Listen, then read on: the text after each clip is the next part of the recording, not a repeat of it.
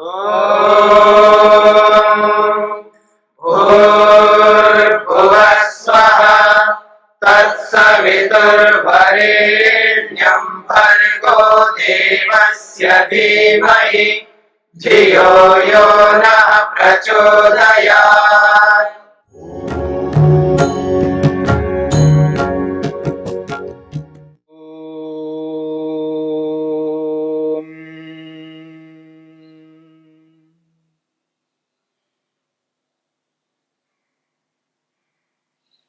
जप की विधि को लेकर के हमने विचार किया। ये जो जप किया जाता है, आखिर ये जप क्यों किया जाता है, क्या आवश्यकता है जप को करने की? जप करने की आवश्यकता इसलिए है क्योंकि हमें कुछ प्राप्त करना है। आज हमारे पास प्राप्त नहीं है, यानी नहीं है वो, और कुछ त्याग करना है। मनुष्य कोई भी कर्म करता है, उस कर्म के पीछे केवल दो उद्देश्य होते हैं। एक है अप्राप्त को प्राप्त करना और प्राप्त को त्याग करना। इसके अतिरिक्त और कोई उद्देश्य नहीं होता है। प्रत्येक कर्म के पीछे दो ही उद्देश्य हैं, अप्राप्त को प्राप्त करना और जो प्राप्त है उसको त्याग करना। क्या अप्राप्त है जिसको प्राप्त करना है? क्या प्राप्त है जो त्याग करना है? सुख नहीं है, आत्मा के पास सुख नहीं है, इसलिए तो सुख चाहता है। आनंद नहीं है, आनंद कहो सुख कहो एक ही बात है। ये जो आनंद है, ये आनंद सुख ही है और सुख आनंद ही है। आनंद कहो और सुख कहो, ये दोनों पर्यायवाची शब्द है। संसार के सुख को सुख भी कह सकते हैं और आनंद भी कह सकते हैं, और ईश्वरीय आनंद को सुख भी कह सकते हैं और आनंद भी कह सकते हैं। ऐसा ऋषियों का कथन है।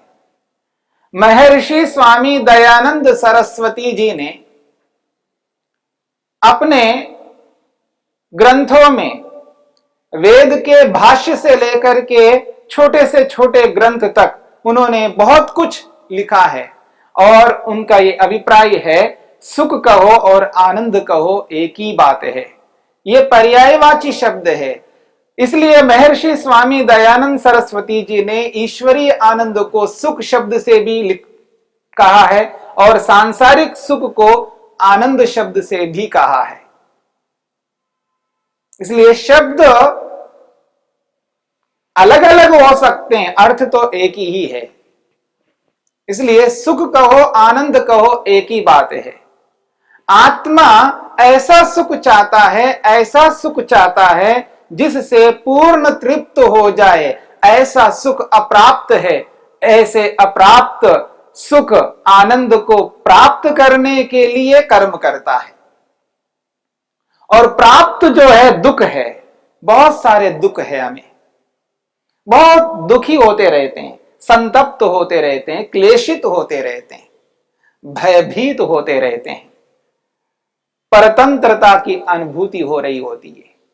परतंत्रता अपने आप में बहुत बड़ा दुख है। भय अपने आप में एक बहुत बड़ा दुख है। क्लेश अपने आप में बहुत बड़े दुख हैं।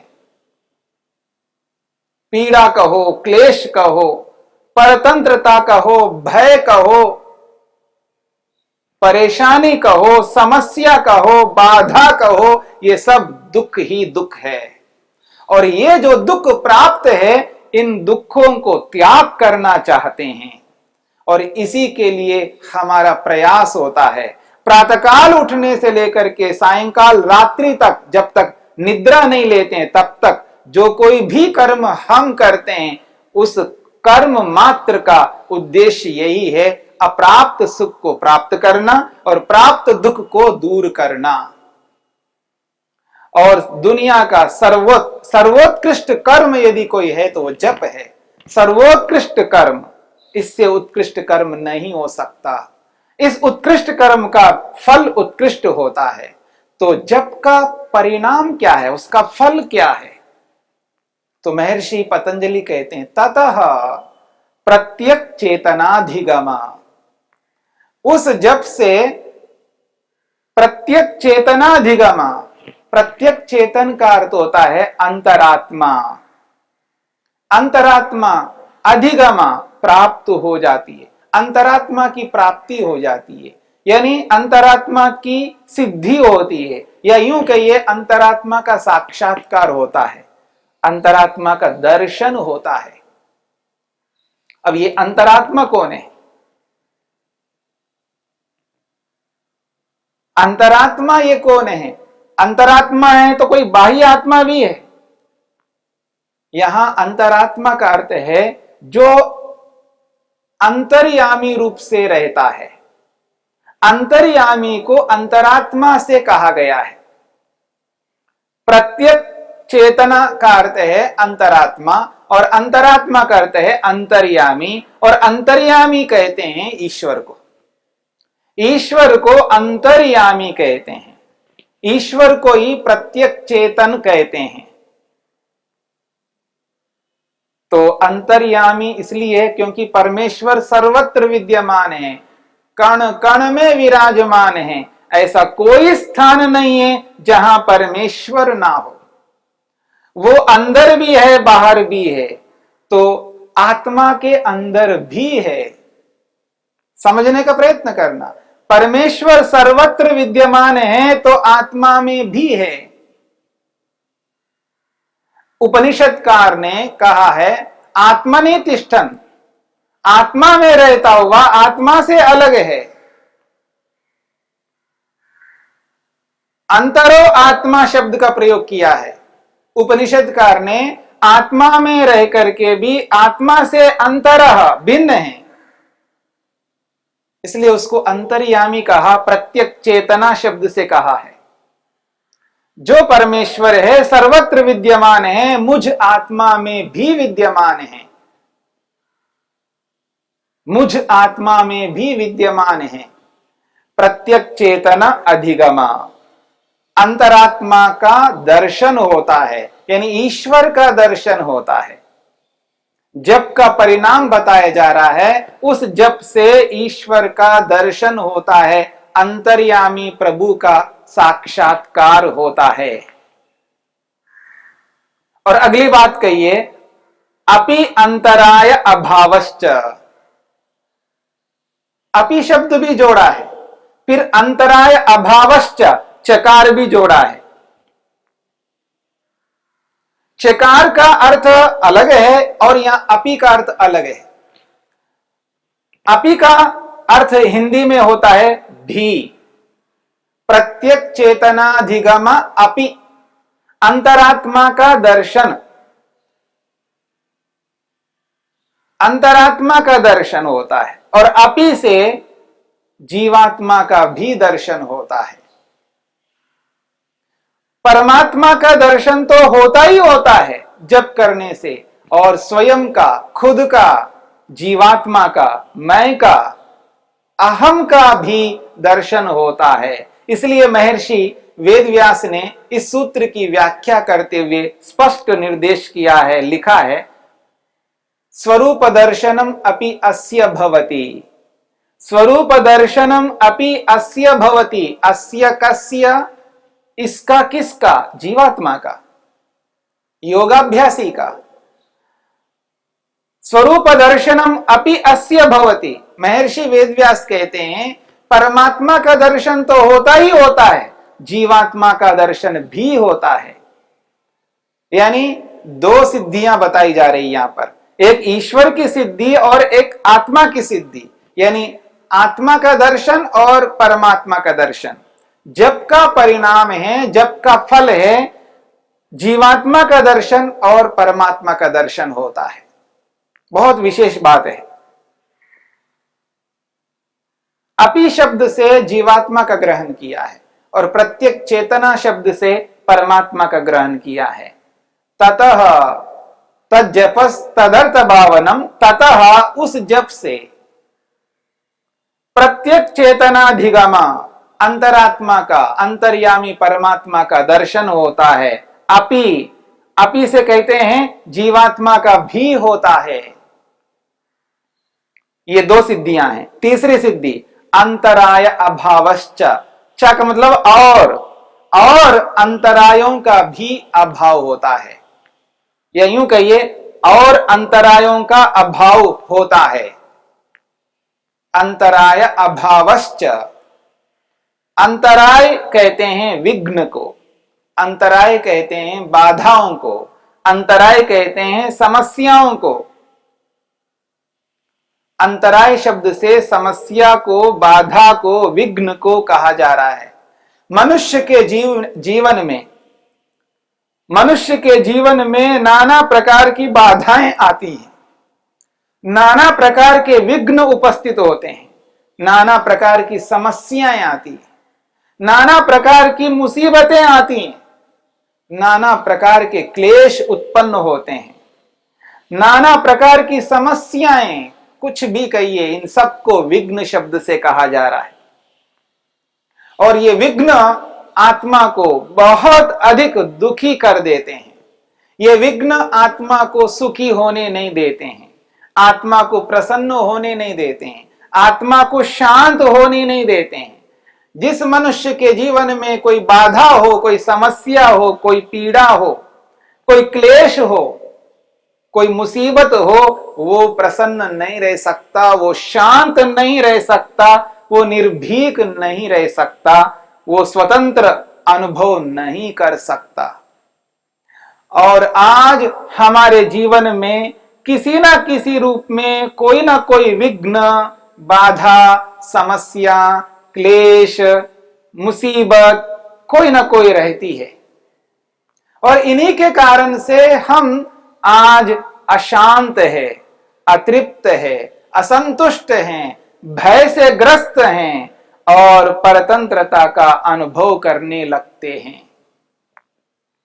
और यहां पर कहा जा रहा है ततः उस जप से प्रत्येक चेतनाधिगमा, अंतर्यामी परमात्मा का दर्शन और जीवात्मा का दर्शन, च और अंतराय अभाव, विघ्नों का अभाव, मुसीबतों का अभाव, समस्याओं का अभाव, क्लेशों का अभाव, इन समस्त समस्याओं, बाधाओं, मुसीबतों का अभाव हो जाता है जप करने से। इससे बढ़कर और बड़ा फल नहीं हो सकता। जिसके जीवन में समस्या ना हो, जिसके जीवन में बाधा ना हो, जिसके जीवन में समस्या, बाधा, मुसीबत, क्लेश ना हो, जिसके जीवन में कोई भय ना हो, इससे बढ़कर और अधिक लाभ क्या है जीवन में। अर्थात आत्मा के सामने आत्मा ऐसी स्थिति में पहुंच जाती है, जीवात्मा ऐसी स्थिति में रहती है जिस स्थिति में आत्मा को कोई बाधा नहीं उपस्थित होती है, कोई समस्या उपस्थित नहीं होती है, कोई विघ्न नहीं आता है, कोई क्लेश उत्पन्न नहीं होता है, किसी भी प्रकार का कोई भय नहीं होता है, किसी भी प्रकार की परतंत्रता नहीं होती है। ये आत्मा को होती है। और यह स्थिति आती है मुक्ति में, मोक्ष में। शरीर के रहते हुए ऐसी स्थिति संभव नहीं है। इसलिए व्यक्ति मुक्ति में जाना चाहता है, मोक्ष में जाना चाहता है, जिस स्थिति में रह करके इन विघ्नों से, बाधाओं से, समस्याओं से, पीड़ाओं से, क्लेशों से मुक्त हो सके। और इस शरीर में रहते हुए जब आत्मदर्शन होता है, प्रभु का दर्शन होता है, उस स्थिति में भी ये विघ्न नहीं रहते हैं। हां, याद रखना, ये क्लेश नहीं रहते उसके जीवन में, उसको कोई बाधा नहीं होती है। हां, साधारण लोगों के लिए वो बाधाएं हो सकती है, पर योगी के लिए वो बाधा नहीं है, क्योंकि वो जानता है इसको तो आना ही था, उस बाधा से उसको दुख नहीं होता है। बात को समझने का प्रयत्न करना। शरीर के रहते हुए योगी के अंदर ऐसी स्थिति उत्पन्न होती है जब उसने आत्मदर्शन किया है, प्रभु का दर्शन किया है, अभी शरीर विद्यमान है, मुक्ति में गया नहीं है, शरीर में रहते हुए भी उसके सामने कोई भी बाधा आ जाए उसको बाधा अनुभव नहीं करता, उसे दुखी नहीं होता, क्लेशित नहीं होता है, क्योंकि उसे पता है इसको तो आना ही है। उदाहरण के लिए शरीर कट गया, उसको समस्या नहीं होती है, उपचार करवाता है, दुखी बिल्कुल नहीं होता है, अपने कार्यों को उसी रूप में करता है हाथ कटने से पहले जैसे कर रहा था। उस हाथ से वैसा कर्म नहीं कर पाएगा, लेकिन जो दूसरे कर्म करता है वो उन कर्मों को करता रहता है। कभी ये फील नहीं होता है, कभी ये एहसास नहीं करता है कि क्या करूं, मेरा हाथ कट गया है, अब मैं कुछ नहीं कर सकता। किसी भी प्रकार का क्लेश उसको नहीं होता है, किसी प्रकार का दुख उसको नहीं होता है। कोई भी मुसीबत समस्या उसके सामने आ जाती है, सबका समाधान आसानी से कर देता है, उसको समस्या नहीं मानता है, उसको बाधा नहीं मानता है, और उन सब का समाधान करता हुआ सदा तृप्त रहता है। शरीर में रहता हुआ तृप्त रहता है, संतुष्ट रहता है, डरता किसी से भी नहीं, किसी से भी किसी भी रूप में नहीं डरता। कोई भी परिस्थिति उपस्थित हो जाए सभी परिस्थितियों का सामना करता है, डरता कभी नहीं है, निर्भय हो जाता है। इसलिए कहा जा रहा है ततः प्रत्यक चेतनाधिगमा। उस जप का परिणाम, उसका लाभ यह है अंतरात्मा का, प्रत्यक चेतन का, अंतर्यामी प्रभु का दर्शन हो जाता है, और स्वयं का, आत्मा का, जीव का भी दर्शन हो जाता है, और समस्त विघ्नों का समाधान हो जाता है।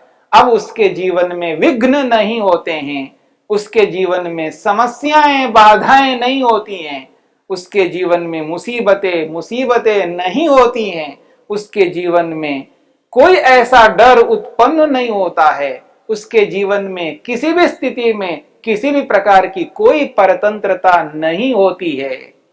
वो शांत निर्भीक होकर के चल रहा है, इसलिए शरीर में है क्योंकि यह शरीर पूर्व जन्म के कर्मों का फल है, और जब तक इन कर्मों का फल नहीं भोगेगा तब तक शरीर को त्याग नहीं करेगा। इसलिए उसको जीवन मुक्त कहते हैं। जीते जी यानी शरीर में रहते ही वो मुक्त हो गया है, मुक्ति जैसा अनुभव कर रहा है। जप का जो परिणाम है, जप का जो फल है, महान है, उत्कृष्ट है, श्रेष्ठ है, यही जप का परिणाम है।